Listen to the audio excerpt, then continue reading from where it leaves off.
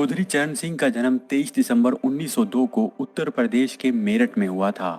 इनके पिता चौधरी मीर सिंह बहुत गरीब थे और पेशे से वो एक किसान थे। अत्यंत गरीबी के बावजूद भी उनके पिता ने पहला दर्जा पढ़ाई को ही दिया। उन्होंने चरण सिंह की पढ़ाई में कोई कसर नहीं छोड़ी। इनके पिता की अध्ययन में बहुत रुचि थी और उनकी यह रुचि चरण सिंह जी के व्यवहार में भी साफ दिखाई देती थी। चरण सिंह जी ने प्राथमिक शिक्षा नूरपुर गांव में की और इन्होंने मेरठ के उच्च विद्यालय से मैट्रिक की पढ़ाई की। इसके बाद उन्होंने 1923 में विज्ञान विषय में स्नातक और 1925 में एमए की परीक्षा पास की। उसके बाद उन्होंने वकालत की पढ़ाई की और गाजियाबाद में वकालत करनी शुरू कर दी। इस दौरान उनका विवाह गायत्री देवी से हुआ और इनके 5 बच्चे हुए।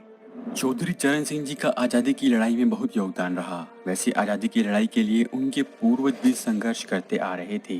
उनके पूर्वज बल्लभगढ़ के राजा नाहर सिंह ने 1857 की क्रांति में हिस्सा लिया था।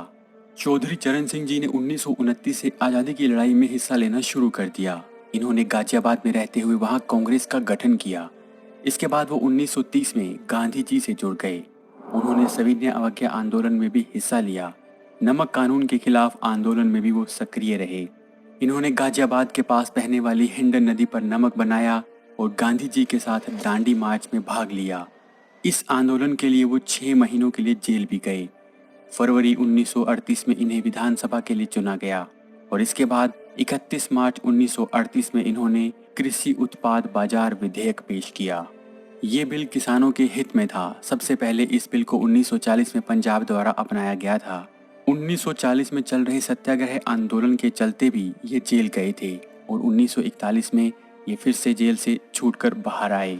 देश की आज़ादी के बाद 1952 में इन्हें उत्तर प्रदेश का राजस्व मंत्री बनाया गया। इन्होंने मंत्री पद पर रहते हुए किसानों के लिए बहुत काम किए। क्योंकि ये खुद किसान के बेटे थे तो किसानों की मुश्किलों और उनके दर्द को अच्छे से समझते थे। सन 1952 में जमींदारी उन्मूलन विधेयक पास किया गया, जिससे नाराज होकर 27,000 पटवारियों ने इस्तीफा दे दिया।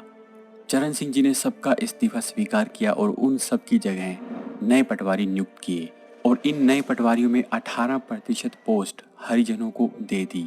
इसके बाद चौधरी चरण सिंह जी ने उत्तर प्रदेश के मुख्यमंत्री का पद भी संभाला था। चौधरी चरण सिंह एक किसान के बेटे थे और किसानी उनके खून में थी। अक्सर ही जवाहरलाल नेहरू और चौधरी चरण सिंह के बीच विचारों एवं कार्यप्रणाली को लेकर मतभेद होता रहता था।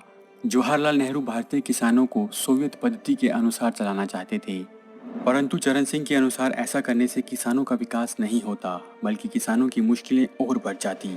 इसी मतभेद को लेकर 1967 में चरण सिंह जी ने कांग्रेस छोड़ दी।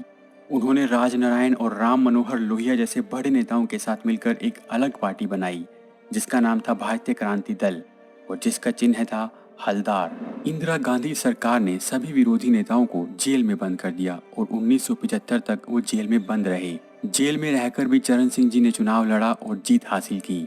1975 में इंदिरा गांधी ने आपातकाल घोषित कर दिया और 1970 में हुए चुनाव में इंदिरा गांधी की हार हुई।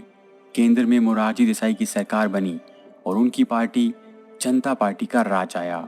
इस सरकार में चरण सिंह जी ने गृह मंत्री और उप प्रधानमंत्री का पद संभाला।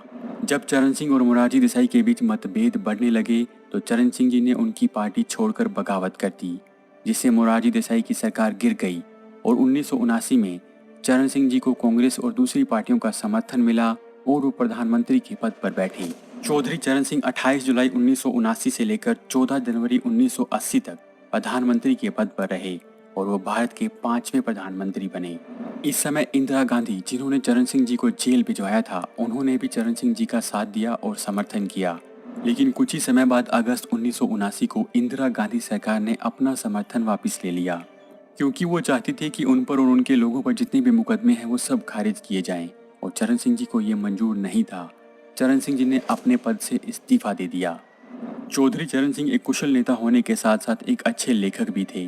उन्होंने बहुत सारी किताबें लिखी थी, जिनमें से abolition of zamindari, legion proprietorship, India's poverty and its solutions प्रमुख थी। क्योंकि चौधरी चरण सिंह एक किसान परिवार से थे, इसीलिए उन्होंने किसानों के लिए बहुत काम किया। इसीलिए चौधरी चरण सिंह के सम्मान में उनके जन्म दिवस 23 दिसंबर को किसान दिवस के रूप में मनाया जाता है। नई दिल्ली में उनके स्मारक को किसान घाट के नाम से जाना जाता है। चौधरी चरण सिंह जी ने लोक भलाई का बहुत काम किया। 29 मई 1987 को उनकी मृत्यु हो गई। इनकी मृत्यु से पूरे देश के किसान सदमे में चले गए, क्योंकि जितना वो किसानों के लिए सोचते थे उतना किसी और नेता ने नहीं सोचा था।